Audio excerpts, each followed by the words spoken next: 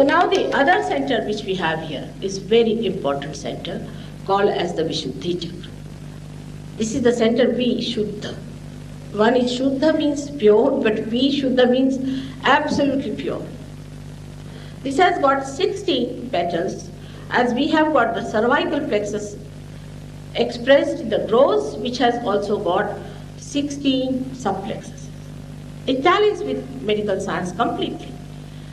Now this Vishuddhi chakra is bestowed upon by the deity of Shri Krishna.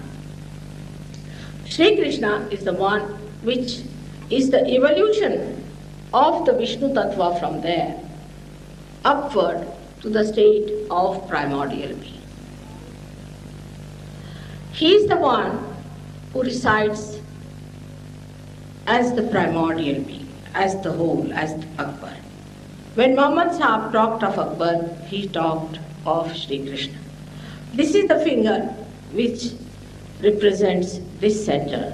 And he said, put these into your ears and say Allahu Akbar, you get in connection with the Virat. Now what Sahaja Yoga does is to make you in contact with the whole. It makes you in contact with the whole. It's not that it limits you, but it makes you one with the whole. But if you take to the right path, if this center is awakened, your hands become connected with the primordial being, and your hands become collectively conscious. Medically they accept that the extremities have got something to do with the sympathetic nervous system, that far, not more than that. But in Sahaja Yoga you'll be amazed that the vibration starts flowing through your hand when you take the name of Shri Krishna. And these vibrations, when you want to find out what are these, then you'll be amazed they relate to your centers within yourself.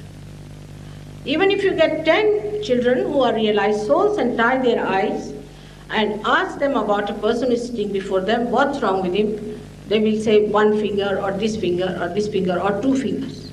Because you can feel the charring. You can feel sometimes a kind of a heat. Sometimes you may feel the numbness. If you feel the numbness on your fingers, then you must know that the person has to die. So many things you can know, all the permutations of these 7 centers, and this one, 1, 5, and 6 and 7. So we have 7 centers. To understand about the centers, first you must get your realization. That is important. In the beginning you will find the vibrations are coming, going, coming, going. It is not steady. First you must steady yourself. Then you can find out from your hands what are the centers catching. Because these vibrations are nothing but the power of God is flowing through you. They understand these vibrations, they coordinate. They are life's force. They are the one who create all these living things, like they are the one who sprout a seed, they are the one who transform the flower into a fruit. All living work is done by these vibrations, which is called as Chaitanya, Om, Ru, cool breeze of the Holy Ghost, and all-pervading power of God.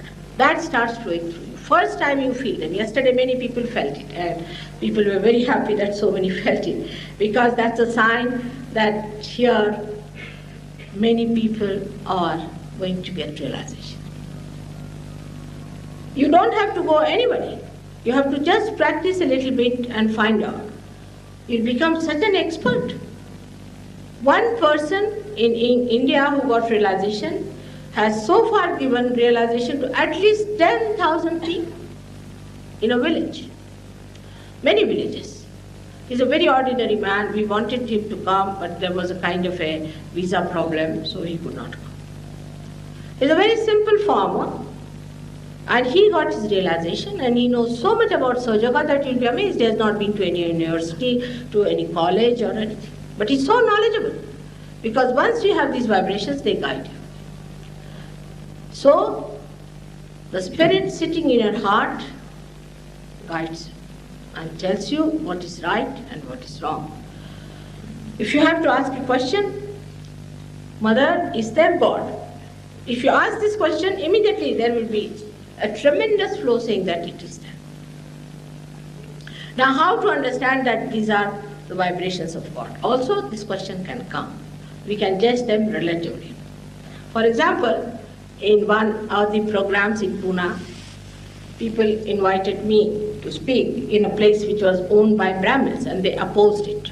They said, she's not a Brahmin, so we will not have her here. So they said, all right, we'll publish in the newspaper because her name has gone in the newspaper. We'll tell them that these people are so Brahminic that they don't want to have her. Of course, they didn't want to have that bad name. So they said, oh, let's have her. These people never told me what had happened. Suddenly I said, those who think who are Brahmins, come down. So 4 or 5 of them came and sat before me. These are Brahmins without knowing the Brahma. So I said, all right, put your hands before me. And they just started shaking like this, going back. I said, what's happening to you? So they said, Mother, you are Shakti, that's why it is happening to me, to us. But I said, what about others? It's not happening to others. So they turned around and said, look at these, they are also doing like this. I said, ask them from where do they come. They went and asked them, they said, we are coming from the lunatic asylum of Thana.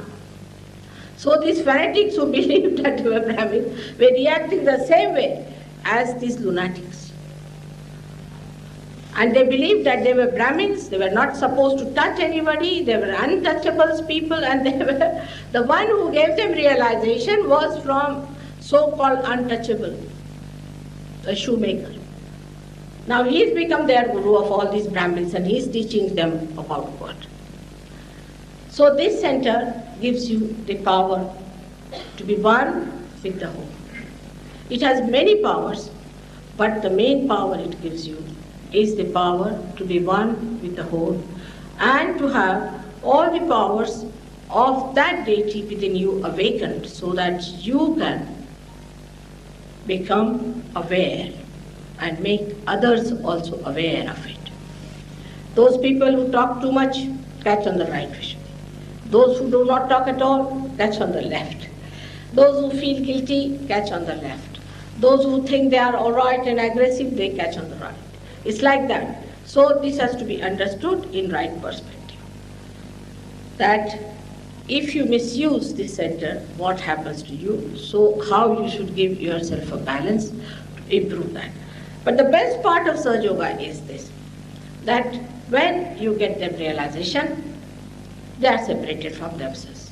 They'll come and tell me, Mother, my Agya chakra is catching. So if you ask them, really? Yes, Mother, very much. That means they are suffering from too much ego. But can you imagine anybody saying, Mother, I'm suffering from too much ego? Because you are separated from yourself, you see your ego, the big balloony flying thing. You said, Mother, please remove my ego. That is how people talk to me. They will tell me, Mother, I talk too much, that's why my right Vishuddhi is catching, you better cure it. I must stop my talking too. So you start correcting yourself because you get separated from yourself. You become the spirit and the rest you see. Like I see my sari, if there's a spot, I would like to clean it. I'm not identified with the spot. So that's how it happens. You are no more identified with yourself and you start seeing the faults in you and you try to correct it. That's how you become a beautiful person by your own attention, not by anybody else. It is you who has to do